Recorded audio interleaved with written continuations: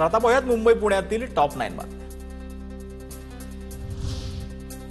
कबूतरखान्यासाठी मुंबईमध्ये महापालिकेची धडपड जी आहे ती आता सुरू पाहायला मिळते आपल्याला। कबूतरखान्यासंदर्भात 3 नव्या जागांचा विचार सुरू आहे। मुंबईत नवे कबूतरखाने सुरू करण्यासाठी मुंबई महापालिका धडपड करते।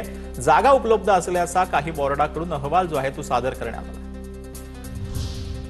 नवीन वर्षापासून स्वयंचलित दरवाजे असलेली लोकल धावेल, तर येत्या काळामध्ये 238 नवीन रेक जे आहेत दाखल होणार असून त्यामुळे 60% प्रवासी क्षमता वाढणार आहे। रेल्वे मंत्री अश्विनी वैष्णव यांची ही माहिती आहे। मुंबईत म्हाडाच्या घरांच्या किमती 10% कमी होणार आहेत। समिती पुढील आठवड्यात प्राधिकरणाकडे अहवाल सादर करणार।